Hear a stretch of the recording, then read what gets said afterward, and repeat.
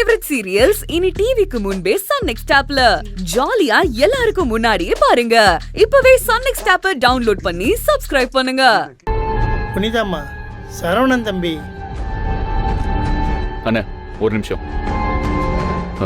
அக்கா உங்ககிட்ட கொஞ்சம் பேசணும். சொல்லு சரவணா. நாங்க என்ன இது? Resignation letter.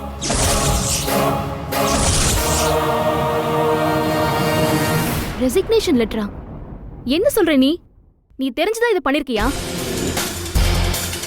இப்ப நீ எதுக்கு வேலையை விட்டு போகணும்னு நினைக்கிற? வேலையை விட்டா? என்ன சரவணன், இது உங்க கம்பெனி தானே, மறந்துட்டீங்களா?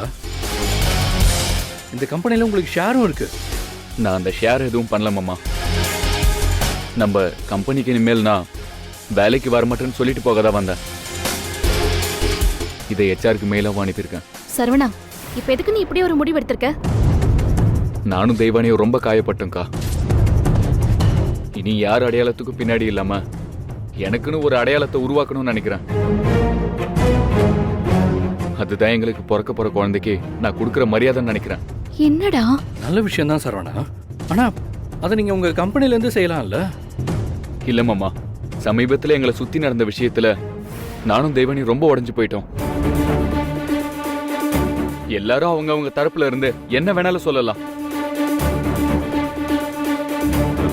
ஆனா கூட இருக்கிறவங்க கூட நம்மள ஒரு பொருட்டாவே நினைக்கலன்னு தெரியும் போது ரொம்ப வலிக்குது மாமா. டேய், இதுக்கு மேல என்ன பேச வைக்காதீங்க. நான் இதுக்கு மேலே இங்க வேலை பார்த்தா எனக்கும் மணிகண்டனுக்கும் தேவையில்லாத வாக்குவாதம் வரும். அது எங்க 2 பேருக்கும் நல்லது இல்ல. உங்களுக்கு மணிகண்டன் தான் பிரச்சனைனா